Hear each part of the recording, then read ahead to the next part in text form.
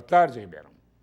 Boa tarde, telespectadores do Canal Mais, pelo Canal Mais NET 22 e pelo 522 HD, Larga Brasa na TV.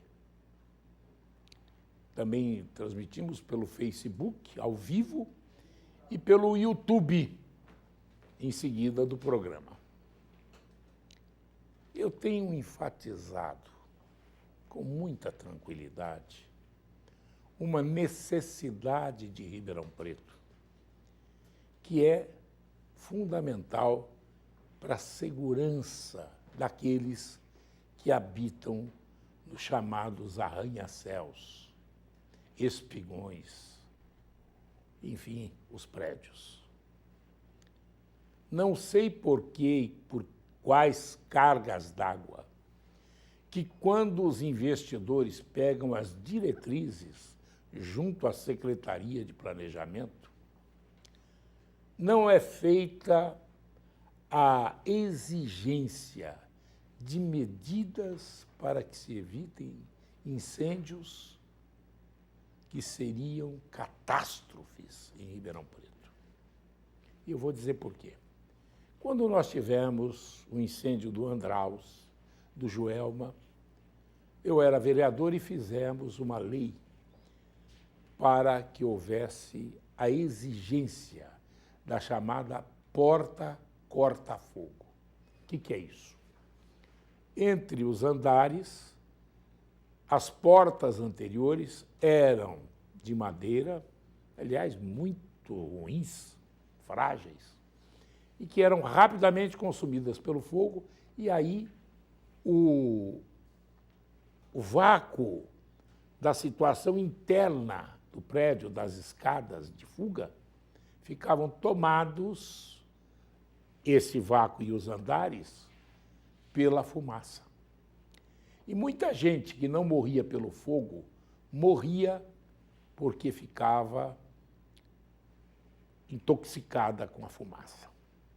Foi aprovada a lei, foi exigido, e até hoje se exige, mas só isso.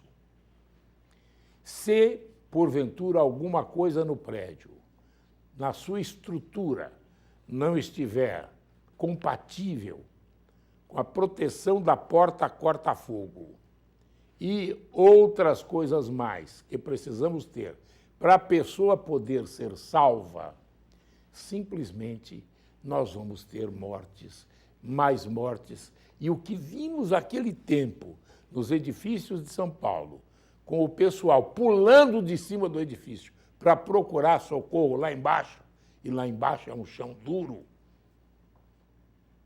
que mata, nós vamos ter muitos casos aqui.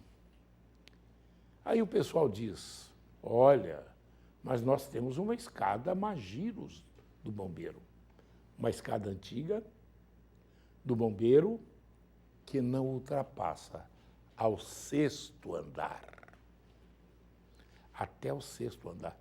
Quantos prédios nós temos aqui com mais de 20 andares? O prefeito prometeu que vai comprar uma que atinja até o 15º andar. Há alguns dias, eu repito isso e reitero, porque não levam a sério isso. Não estão levando a sério isso. Os setores que têm que analisar o planejamento para o futuro desta cidade não estudam como proceder para evitar que isto, uma catástrofe, um sinistro aconteça. Como? Por quê? O que fazer? Há que se ter uma escada maior e o prefeito disse que vai comprar. Só que ele vai comprar uma que atinja até o 15º andar. A partir do 15º andar, se explodam. Porque tinha que ter essa medida e uma correlata, uma complementar. O vereador Paulo Modas fez um projeto de lei para se colocar escadas externas para que a pessoa pudesse fugir do prédio através das escadas externas, como tem em outros países, e que são bem úteis. e que são próprias para que se fuja numa hora de problemas. Agora, em Ribeirão Preto, ele fez o encaminhamento e aí deu lá aquela chapinha. Eles botam uma chapinha no computador, vício de iniciativa. De acordo com Eli Lopes Meirelles, papapi, papapá, é a chapinha igual. Direito administrativo, pode pegar. Uma chapinha que se repete. Não existe um arrazoado, complementar, profundo, que se verifique aquilo que Eli Lopes Meirelles dizia, e ele era de Ribeirão Preto, e eu fiz os seus cursos, aquilo que o Tito Costa fez, aquilo que o CEPAM, que nós tivemos aqui, fazia, fundado pelo Montoro, aquilo, enfim, que os grandes juristas exigiam. Não. Só bota a chapinha assim, carimbo, vício de iniciativa. Não é de competência da Câmara. Tá bom, não é de competência da Câmara? Então, senhores assessores do prefeito, façam da seguinte forma. Quando o assunto é como este, necessário, urgente, premente, que vá atender às necessidades do povo, façam de uma forma outra, eficaz, competente. Sabe como? Faça um projeto igual, desse a autoria ao vereador que quis ter boa vontade para resolver um problema e o prefeito encaminha a mensagem ao legislativo. Pronto. Vai se ter a medida atendida, o vereador vai ficar satisfeito, não vai ficar louco da vida porque se fez diferente. Mas isto não é questão política. Eu falo isso todo dia. O que se deveria fazer? O que se deveria propor? E o que se deveria, quando das exigências para se exigir que aquele empreendedor atendesse aos dispositivos da lei, o que deveria fazer? Em primeiro lugar, deveria ele, junto com os demais, comprarem a escada Magiros. Eles apresentarem um projeto para colocar a escada de fuga de incêndio. É isso.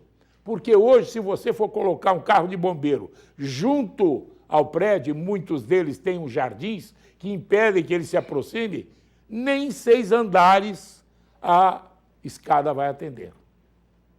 Aí, se for de 15, nem 15 andares. Quer dizer, é coisa séria, gente. E eu acredito que não seja da alçada do poder público para comprar, para dotar a cidade disso. Aqueles que vêm aqui ganhar o dinheiro, que deveriam fazê-lo, porque ganham milhões. Fazem igual ou idênticos a aves de arribação. Vêm aqui, comem o milho, deixam os dejetos e fogem. E deixam aqui o problema conosco. Querem ver uma coisa? Fácil dizê-lo. Senhores membros do Conselho e de conselhos que existam, por acaso, a questão da água. Um caso fácil. O Castelo Branco foi construído e entregue em 1976. Para construí-lo, o BNH exigiu que se tivesse um poço artesiano, uma caixa em cima do Morro dos Catetos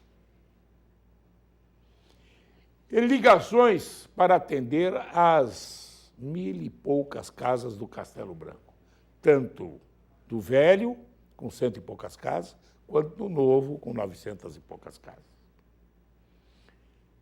O que aconteceu? Na rua Niterói, chegaram vários catamilhos, aves de arribação de São Paulo, e implantaram vários inúmeros espigões. Vários. Condomínios fechados, espigões, etc. Muito bem. Deram um dinheirinho para o Daerp, que eu não sei nem para onde foi, deram um dinheirinho para o Daerp, deve ter ido para melhorar o sistema de abastecimento. abastecimento de água. Então, o que aconteceu? E autorizaram a que se usasse água. Da onde? Do Poço dos Catetos, da estrutura. Aí, eles tinham que fazer um tipo de melhora na Avenida do Tanquinho para poder sair pelo Castelo Branco. Fizeram um arremedo, um me engana que eu gosto. Aí hoje, sabe o que acontece?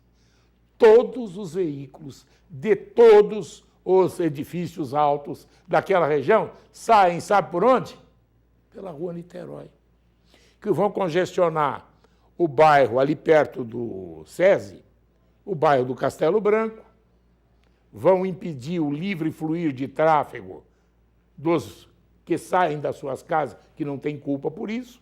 Enquanto isso, belo e formoso de helicópteros, estão os que fizeram os edifícios em São Paulo, em Madrid, em onde quiser, nos Estados Unidos. Então é isso, gente. Nós temos que repassar o custo oneroso das construções, não para a população através do IPTU e de outros impostos, mas para os que vêm ganhar dinheiro em cima de nós. Agora, eu digo mais. O dia, espero que não, pelo amor de Deus, o dia que acontecer um acidente, como aconteceu outro dia, por sorte, de frente ao Corpo de Bombeiros na João Fiuza, em que uma senhora no 15º andar estava lá, encalacrada, sem poder sair, com a fumaça matando-a. Um bombeiro subiu as escadas, degrau por degrau, e a trouxe degrau por degrau no seu colo, só assim ela não morreu. O dia que acontecer qualquer coisa, vocês vão me ouvir. Esteja eu aonde estiver, vocês vão me ouvir. É absurdo que em Ribeirão Preto nós não tenhamos medidas acauteladoras sobre tais problemas e possíveis, factíveis, sinistros que poderão atingir a todos nós. Acorda, Ribeirão! Eu vou entrevistar agora Carminha Rezende. Vamos rezar. No domingo próximo agora, nós vamos ter a festa de Santo Reis na Praça José Rossi, da Vila Virgínia. Tá certo? Certo. Boa tarde. Boa tarde aos telespectadores. Teremos o 26º Encontro Nacional de Folia de Reis de Ribeirão Preto. Qual é o número delas, essa? Varia. Acredito que chegaremos aos 40, já tivemos 60. Sim. Mas temos festas paralelas, né? Não, Mas essa vai oficial. ter. Vamos tentar, vamos chutar os 40. Os 40. 40 companhias. Que oficializou... Eles acabam nem telefonando, já vão chegando, né? Vem dormir também, nós fornecemos alojamento. Sim. Quem vem do Paraná. E de onde vem? Paraná? Paraná. Minas também, muito Minas. Rio Grande do Sul. Santo Antônio da Alegria, que tem muito. Sim, Santo Altinópolis, Antônio. a sua São Sebastião do Paraíso. Pois é, São Sebastião nunca me deu esse prazer. Tá brincando. Verdade. E eles fazem lá... Cássia. Eles fazem, Cássia. Fazem. São Sebastião do Paraíso faz um show logo depois de Natal. São Tomás de Aquino, nós teremos aqui congadas também, já estão vindo, né? Então, é assim, é um prazer receber todos, mas, infelizmente, Paraíso não me deu esse prazer. E lá tem as congadas, logo depois do Natal. Lá é a terra do Congo. Né? E tem já as companhias. Tem, né? Várias. Da própria congada tem a dissidência das Folias de Reis também, cantorias. Perfeito. Tem. Dissidência de Folia de Reis. Exato. Aliás, eu encontrei lá o filho do Rubens Guerra. O Jefferson. Ele é congadeiro. Estava lá na congada. Ele é congadeiro. A família tradicional. Eu cobri para uma TV lá a congada. Uma beleza, lindo, maravilhoso. Aqui nós costumamos encerrar com congada. É um espetáculo para os olhos. Lota, né? E lota! Mar de gente. Me diga uma coisa. Sim. Vai ser domingo próximo. Dia 28. 28, a que horas? A partir das 9 horas, com a celebração da Santa Missa, com o padre Alexandre Souza. Sim. Às 10 horas, hasteamento das bandeiras, que tem as bandeiras de Reis, Nossa Senhora Aparecida, padroeira do Brasil. Aí São Sebastião, padroeiro de Ribeirão Preto. Que o dia foi anteontem. E a dos Reis, que então a abertura oficial das apresentações. Às 17 horas, a encenação do presépio de Reisado. E vamos lá até 21 horas. Você sabia quem começou a fazer presépios? São Francisco. São Francisco. São Francisco de Ele Assis. tem uma sequência de presépios, aonde ele ficava meditando lá, em Assis, na Itália, que você precisa ver que coisa maravilhosa, os presépios que ele fazia. Ele iniciou os presépios, né? São Francisco de Assis. Exato. E ai de mim se eu não soubesse. Por quê? Porque é obrigação de quem trabalha envolvida com Santo Reis, que tem realmente retratar a anunciação, o nascimento de Jesus e a chegada dos 3 reis. E diga uma coisa, aliás, em muitos lugares da Itália, o dia 6 de janeiro, que é o dia que eles comemoram o Dia dos Presentes. Sim. Não é no dia 25. Sim. É verdade? Verdade. É o dia 6. Na Porque Espanha... É nesse dia que os reis entregaram os presentes. Exato, aqui também, mas aí é assim, as pessoas me questionam, por que isso, se é dia 6? Não, nós festejamos dia 6, é quando a Companhia de Reis retorna para sua casa com a bandeira que percorreu quilômetros, porque eles começam a atender os chamados, vai para a zona rural e aqui em Ribeirão também, né? Agora, esse encontro tradicional tem sido feito em vários lugares pelo cuidado que as companhias têm de preservar a tradicional folia de reis com risco de acabar. Está com risco de acabar. Sim. Aliás, as coisas que são tradicionais estão acabando. Sim, né? Os mais velhos vão partindo, poucos... Os novos querem o lepo-lepo. É diferente. Outras coisas mais. Exatamente. Não quer isso. Isso. Bom, Carminha, domingo tem estrutura, inclusive, para alimento, é isso? Sim. Aí, neste ano, nós faremos o almoço para as companhias. Sim, essa é... Na Escola Romualdo de Souza. Esse é de graça. Fornecido. Aliás, o Eduardo Romualdo de Souza foi um funcionário municipal também, Sim. que muito ajudou na educação e tudo mais. E ele foi, inclusive, chefe de gabinete, foi tudo, né? Até aproveito, agradeço à diretora Thelma, que nos forneceu, porque nós fazíamos o almoço na igreja lá da Maria Gorete, mas infelizmente não tivemos cachê para pagar o valor que eles estão cobrando. Então, gentilmente, nos foi fornecida na escola, que, por sinal, é uma estrutura maravilhosa. Nós estamos contentes. A escola é muito bem organizada. E lá vamos nós lá fazer almoço para 2 Começa às 9 horas, Carminha. 9 horas. Tá ótimo. Sucesso. Agora, se me permite, os ambulantes, a partir de amanhã, já poderão fazer as inscrições, por favor. Paga alguma coisa a inscrição? Eles vão acertar, mas eu não sei o valor. Com quem? Lá na fiscalização. Certo. Tem lá o valor com o eles, ambulante, né? Como o ambulante, sim. Taxa a partir legal, de amanhã. Taxa legal, estruturada. E seguindo todas as normas da saúde, tudo bonitinho. Obrigado, certo? Carminha. Eu que agradeço. Daqui a pouco, eu não sei, deu para... O Bruno deu para... Não deu? Então tá. Eu ouvi ontem uma manifestação de um candidato à presidência da República, que foi quem fez, Álvaro Dias, uma CPI das loterias. Se vocês ouvirem o que ele fala, você não joga mais em loteria nenhuma, em teimosinha, lototeca, Teve um cidadão que ganhou 100 e poucas vezes, num dia só, em todas as loterias.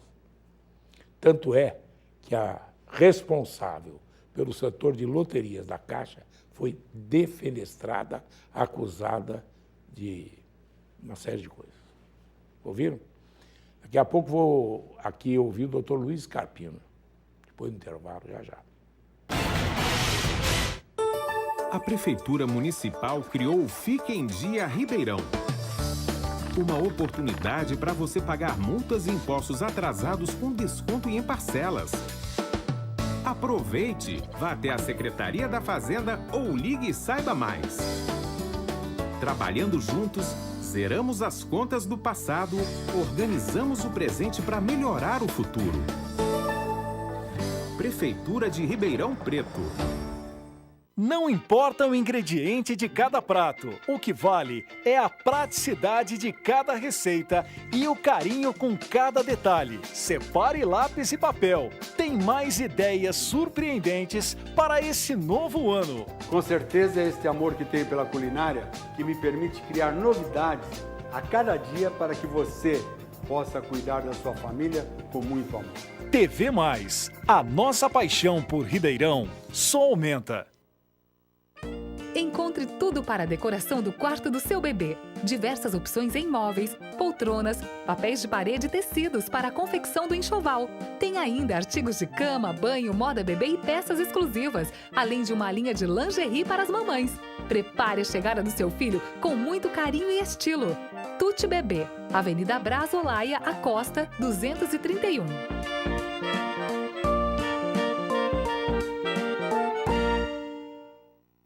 É muito importante proteger a sua marca. Registre o nome de sua empresa e evite problemas. A Munhoz Mendes Consultores Associados vai cuidar de tudo para você. Direitos autorais, registro de marcas, patentes e assessoria jurídica. Ligue agora e agende uma visita. 16 3941 6015. Acesse o site www.munhozmendes.com.br.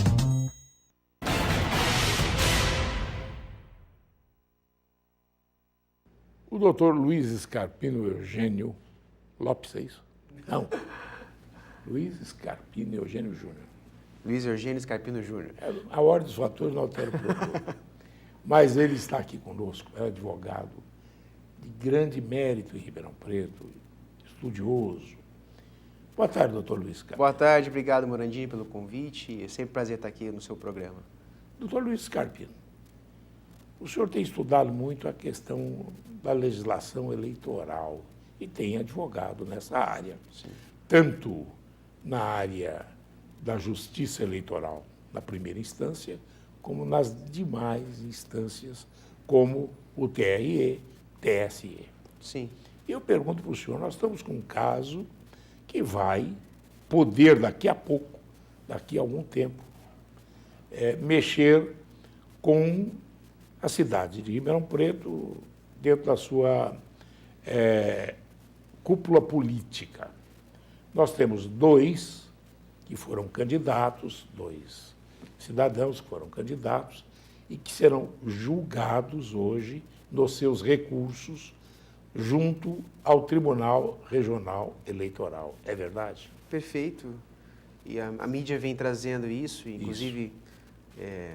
primeiro, que eu não acompanho o caso profissionalmente. Não, eu tô... Tanto que eu não vou deixar de pronunciar qualquer tipo de comentário especificamente ao caso concreto, por conta de não atuar e por questões de ética, porque há bons profissionais envolvidos nisso e, enfim, não poderia dizer sobre isso. Mas fui chamado esses dias a verificar a situação de que há um julgamento envolvendo a cassação de um vereador atualmente ocupante de cargo. Lincoln Fernandes. E de um ex-candidato a prefeito. Ricardo Silva.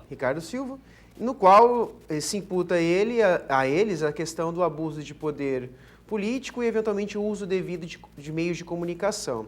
Não conheço o teor Vamos falar em tese. Das denúncias, enfim. Vamos falar em tese. Sim. Por exemplo, eu sei que agora, ao que se comenta, na mudança da legislação eleitoral, os candidatos que pretenderem disputar as eleições deste ano deverão se afastar a partir de 7 de abril, é isso? Na verdade, essas hipóteses de afastamento de 6 meses antes dependem do tipo de cargo. Se um prefeito municipal quer licenciar para disputar o cargo de governador, ele precisaria renunciar. Mas, se um parlamentar quiser disputar um outro cargo, isso não há necessidade dessa desincompatibilização. Mas se ele tiver atividades em microfone, etc. Isso daí continua o mesmo prazo, enfim, na véspera do período mudaram agora os prazos de janela, etc. Né? Sim, sim. Especificamente o prazo do direito do microfone, aqueles que, por exemplo, radialistas, profissionais que trabalhem na área, eles vão se afastar um período muito próximo do registro e não com 6 meses antes. O registro seria em maio, junho? Não, o registro da candidatura vai acontecer em agosto.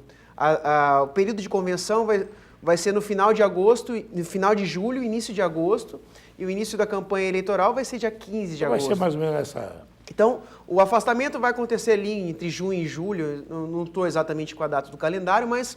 não é tão longe de abril também. Ainda estamos longe, porque abril seria o prazo bastante relevante para o calendário eleitoral, porque é o prazo que os candidatos têm que definir qual partido político eles vão, Aí já vão estar filiados, e se caso queira sair de algum partido ou não tenha filiação, precisa se definir. Mas para sair de algum partido, só se for candidato nesta eleição. Caso contrário, a janela diz que não está aberta. A janela eleitoral aberta, ela é para quem quer disputar a eleição. Agora, se você não tem um cargo eletivo, se você não tem um cargo público, por exemplo, eu posso migrar de um partido para o outro. Mas agora, se você tem o cargo, se eu tenho cargo, você pode perder o mandato. Sim, é uma possibilidade, porque você tem um questionamento, porque você fugiria ali, que se chama da fidelidade partidária. Infiel partidário. Exatamente. Então, o caso aí que está sendo avaliado, ele envolve abuso de poder político, uso indevido dos meios de comunicação, mas são fatos graves, enfim, que precisam de provas para poder ser condenado. Agora, veja, aqui o juiz da primeira instância julgou que existiam provas para que ele os condenasse. Estamos lá no TRE em grau de recurso. Certo. Tá certo?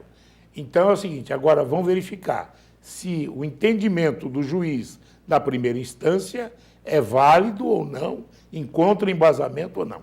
Perfeito. No TRE, quantos são os desembargadores que julgam? 7. 7. 7, e tem um relator. O relator vai apresentar o caso concreto para os outros julgadores. Então, teremos o direito à fala pela defesa, depois o Ministério Público. O Ministério Público, ao que consta, já fez carga. O Ministério já deve ter apresentado o seu parecer. Na verdade, o Ministério Público, nesse caso... Não é o voto, é apenas a sua posição. Eu acho que ele é parte no processo, eu não tenho conhecimento do caso específico. Quando ele é parte, ele está no polo de acusador, ou quando ele não é acusador, ele é um fiscal da lei, ele simplesmente dá uma opinião. E aí, então, teremos a possibilidade das defesas orais feitas pelos advogados desses políticos aqui de Ribeirão Preto. Advogados, excelentes advogados, estão muito bem defendidos. Possivelmente, então, a justiça há de ser feita ali no dia de hoje. Está pautado o processo, enfim, o que se espera é que nós tenhamos uma definição sobre essa questão, porque acho que a incerteza ela gera um estado muito ruim para os cidadãos e até mesmo para os próprios candidatos envolvidos nessa situação. Nós temos 2 aspectos a serem analisados. O Ricardo Silva, ele não tem mandato. Ele perdeu as eleições, mas tem a possibilidade de se candidatar a deputado federal ou estadual neste ano. Certo? Nas eleições deste ano. Sim. Já o Lincoln Fernandes, ele tem o mandato da Câmara Municipal e até da mesa diretora. E aí, como é que fica? Ele, por exemplo, foi condenado. E lá ele está em grau de recurso, certo, esperando obter o aval para que continue na Câmara e para que, enfim, seja candidato ou não que for. Como aqui a decisão foi negativa, eles precisam que o recurso seja provido, ou seja dando ganho de causa a eles. Essa absolvição teria o efeito prático de limpar qualquer tipo de problema. Total. Absolvição total. O provimento do recurso absolve, não teriam qualquer tipo de problemas com a Justiça Eleitoral. Principalmente se ela afastar todas as denúncias que foram catalogadas para o juiz dar a condenação. O efeito prático seria a acusação, eventualmente o Ministério Público, entrar com recurso em Brasília, mas do ponto de vista prático não teria nenhuma influência para o atual vereador e para um eventual pré-candidato a deputado. O vereador, aí é o que se teme, ou pelo menos da parte deles, dos que estão apoiando o vereador, o que se teme é que ele, em não tendo efeito suspensivo, ele tenha que se afastar. E aí o grande problema é o seguinte, se a defesa não conseguir ser bem sucedida e o recurso dele seja confirmada a condenação dele, o efeito da cassação ele é imediato, ou seja... Ele tem que se afastar. Vem o Tribunal Regional Eleitoral de São Paulo, ele manda um ofício para a Justiça Eleitoral de Ribeirão Preto e, eventualmente, para a própria Câmara, determinando o cumprimento da sua decisão. Que seja cumprida. Pode ser que, nesse meio do caminho, eles entrem com recursos de embargo de declaração no próprio tribunal. E dá reversão? Para segurar um período. Mas, se a matéria depender de recurso ao tribunal, aí lá em Brasília, os efeitos da condenação seriam imediatos, seriam auto-aplicáveis. Mesmo que ele penda ainda, mesmo que ele tente entrar com um novo recurso, a cassação ela teria que ser aplicada de maneira imediata e quase automática, a partir do momento que a Justiça comunicar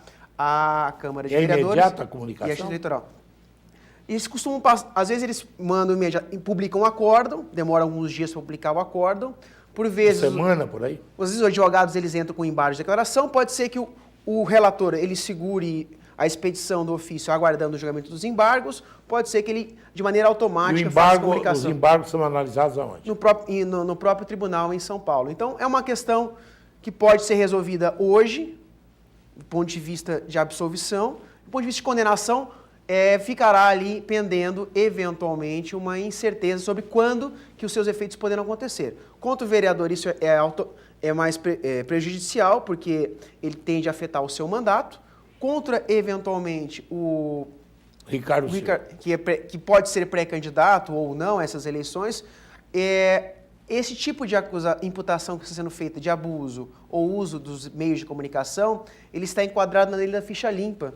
Isso poderia levar à consideração de inelegibilidade, ou seja... Ele poderia não ser candidato por conta disso. Poderia estar enquadrado nessa situação. Se ele for absolvido. Agora, e o importante é que, se for condenado, ele teria 8 anos para obedecer esse afastamento da política, não é isso? E o efeito prático da lei da ficha limpa é que perdurará durante 8 anos o efeito da condenação com esse impedimento de disputar novas eleições. E a que horas começa hoje, nesta segunda-feira, a análise dos senhores desembargadores? Por volta de 13h30, 14 horas, tem uma pauta bastante extensa.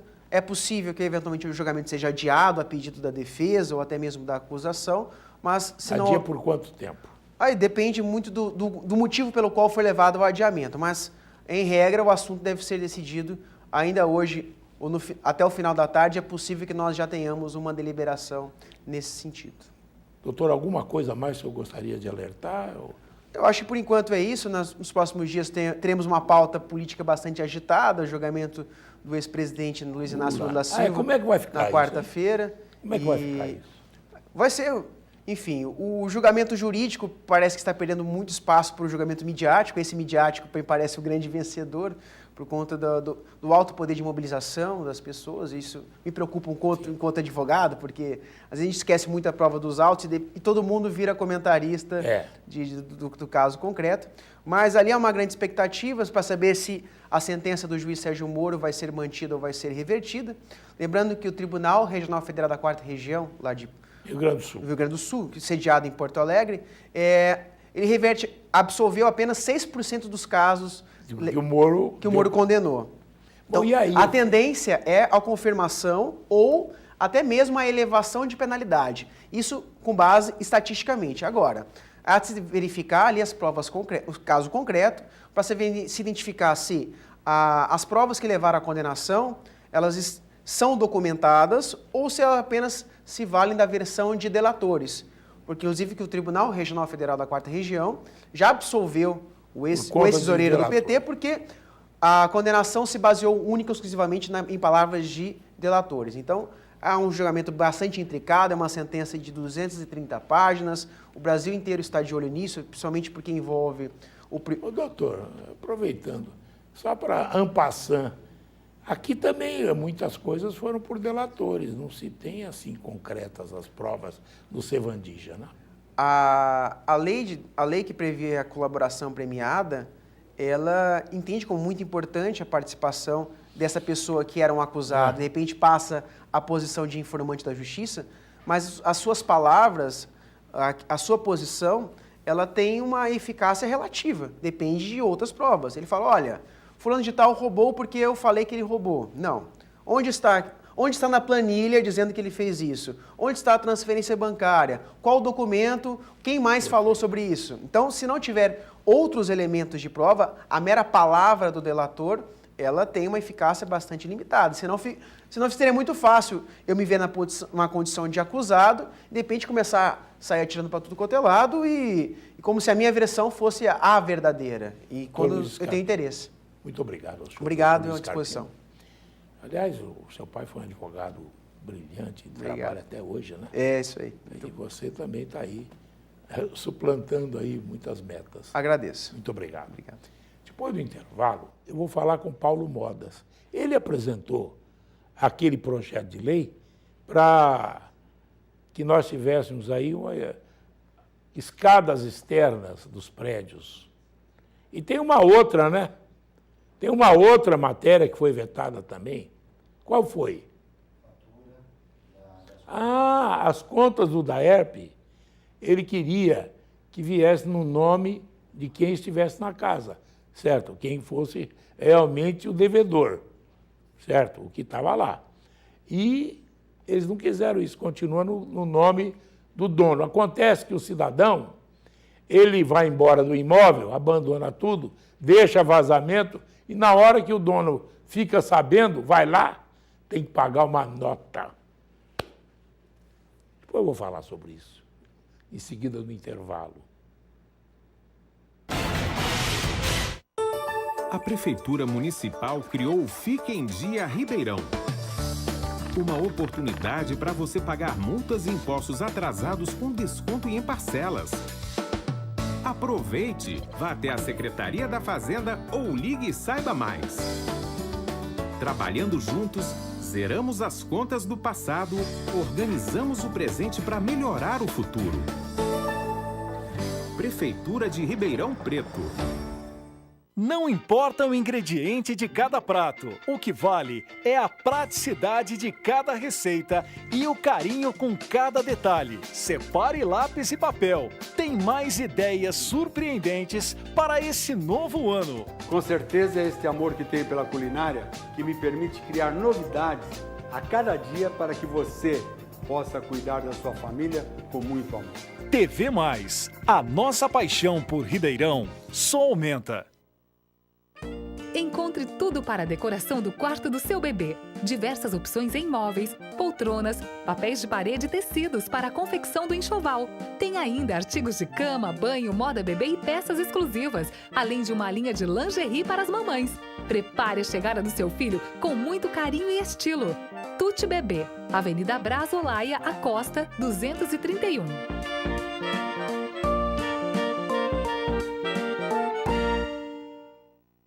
É muito importante proteger a sua marca. Registre o nome de sua empresa e evite problemas. A Munhoz Mendes Consultores Associados vai cuidar de tudo para você. Direitos autorais, registro de marcas, patentes e assessoria jurídica. Ligue agora e agende uma visita.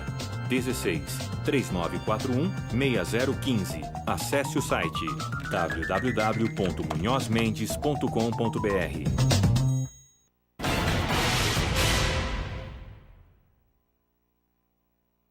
Boa tarde, Paulo Modas. Boa tarde, Morandini. Boa tarde a todos os ouvintes que estão nos Paulo assistindo. Modas, você fez um projeto de lei para que nós tivéssemos um complemento à escada Magiros no caso dos prédios que não têm estrutura para dar saída, fuga de incêndio para os seus moradores.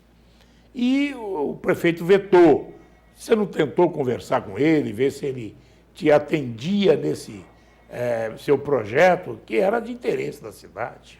Exatamente. Esse projeto foi vetado a semana passada. Nós levantamos ele agora na Câmara, ainda não chegou na Câmara. Não chegou ainda? Nós não tivemos ainda acesso para saber qual o motivo do veto de um projeto, né? Publicou no Diário Oficial? Exatamente. Foi publicado no Diário Oficial porque a Câmara está em recesso e por isso tem que ser publicado no Diário Oficial, depois é mandado esse veto para a Câmara. Então nós não tivemos acesso a ele, Morandini.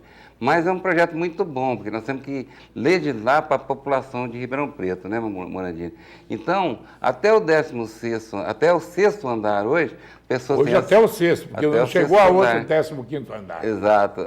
Até o 6º andar, a população está protegida, assim, de até chegar essa escada mais giro do bombeiro para estar salvando as pessoas. Então, é importante de que tenha uma escada no prédio, porque é um projeto simples. Escada externa. Como aquela dos Estados Unidos, que põe nos prédios, o cidadão consegue descer. Exatamente. Porque qual que é a função? Essa escada de as pessoas, houver um incêndio, descerem e estarem protegidas. É um projetinho bem simples, esse projeto. Quem vai elaborar esse projeto é a prefeitura, as pessoas que estão adequadas para fazendo esse projeto. Mas o nosso projeto é pedindo isso. Agora, se elas vai ser uma escada, não importa. Se vai ser o heliporto, não importa.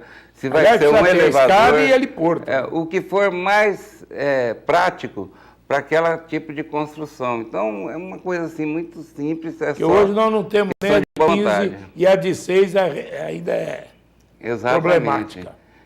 Como o senhor disse, foi feito essa de 6 e a gente precisa ter proteção em todo o prédio. Acho que o bem maior é a vida da população, a vida do ser humano é o bem maior, né? Principalmente a gente tem que pensar nos idosos, crianças, que ficam à mercê dessa situação, né? Exatamente. Então, a gente vai ter acesso a esse veto, ver qual o motivo de por que está vetando esse projeto, que é tão importante para a população, que moram em residência, em residência vertical, e para que elas, para saber qual o motivo desse veto, para conversar, bater um bom papo com o prefeito, para saber se existe a possibilidade de a gente também ou fazer uma indicação, se não for da alçada do vereador, mas fazer uma indicação. Eu falei, não só isso, como também o próprio prefeito poderia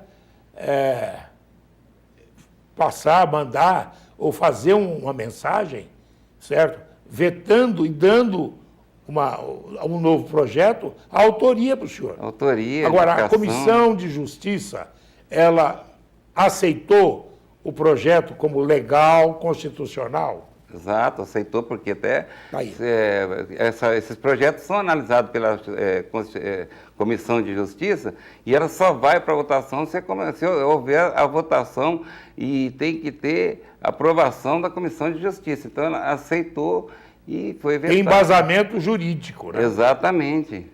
Agora, uma outra coisa. O senhor fez um projeto também para que nós tivéssemos, por exemplo, no DAERP, o entendimento que o consumidor, isso é, o consumidor, seja aquele que esteja morando e consumindo água na casa. Exatamente. E o DAERP fez agora, saiu esses dias para trás, um novo regulamento em que ele não leva isso em consideração. Exatamente. O consumidor, para ele, é o proprietário da casa. Nesse regulamento do DAERP, ele fala que tudo ele fala que é o consumidor.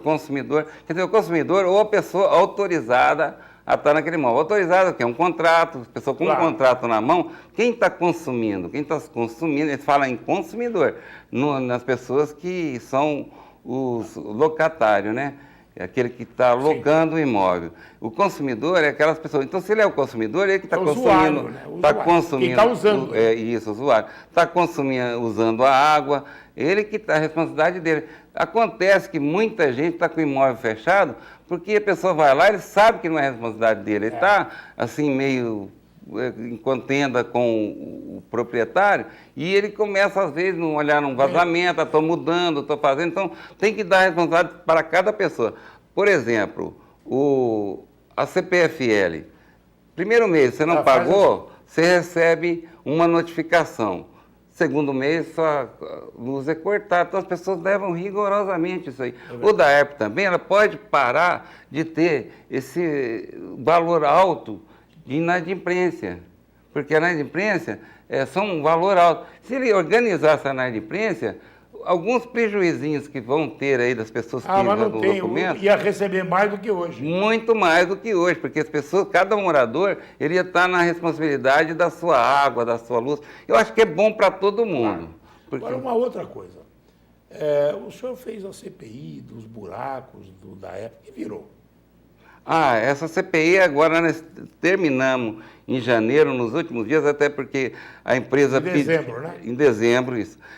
Aí entrou em recesso a Câmara. A empresa, que era a última a ser ouvida, que era a empresa que prestava serviço, o diretor da empresa da Mataraia, eles pediram prazo, e esse prazo a gente tinha que dar, estava dentro do pedido do prazo dele, e foi feito nos últimos dias do mês de dezembro. Então, esse mês passa com prazo. Vai passar, aí foi feito a convocação dos donos da empresa, eles conseguiram, só me disponibilizaram a vir responder sobre essa CPI, depois do dia 20, né, doutor, 19, 18, mais ou menos nessas datas aí que não me recordo, mas aí já entrou em recesso a Câmara.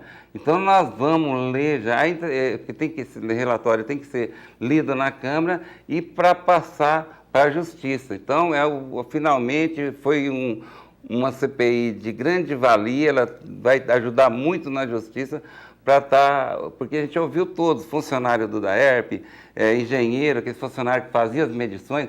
Eles falaram que realmente eram maiores os pagamentos do que aquilo medido. Que os pagamentos, só que ninguém tinha planilha, não foi guardado essas planilhas das pessoas simples que iam lá medir, que eram os que eram mandados, para comparar aquelas medidas com algum. Então isso não foi fornecido, acredito que a Justiça vai entender, né, do modo da Justiça, que é o modo certo. Você está mandando esse relatório, depois de lido, para a Justiça. Exatamente. Para o Ministério Público. Para o Ministério Público, para que o Ministério Público analise aí essas pessoas que foram ouvidas, para ajudar até nas investigações. Bem, e tem um outro caso que o senhor também estava levantando na Câmara, participando de várias CPIs, né? Exatamente, foram várias CPIs que nós participamos de outras CPIs, e também agora, no fim do ano também, uma coisa que a gente está pleiteando aí, ser candidato a uma comissão de justiça, na Comissão de Justiça. Acho que é muito importante, vereador. Mas não teve já a escolha dos membros antecipada, não? Eu me inscrevi para ser candidato a membro da CCJ, porque eu acho que é importante, o vereador que fez o trabalho que eu fiz, de fiscalização, de trabalhar, tudo, acho que a gente tem que estar pleiteando essas comissões importantes para que a gente possa estar ajudando na administração também da cidade. Bom, muito obrigado ao senhor ter vindo aqui. Vamos acompanhar esses casos, porque cá entre nós, principalmente a questão da escada, é muito importante. Não estão levando a sério esse caso. Não estão levando. Obrigado, Paulo Mota. Obrigado a você, Morandini, e também aos ouvintes que estão nos assistindo.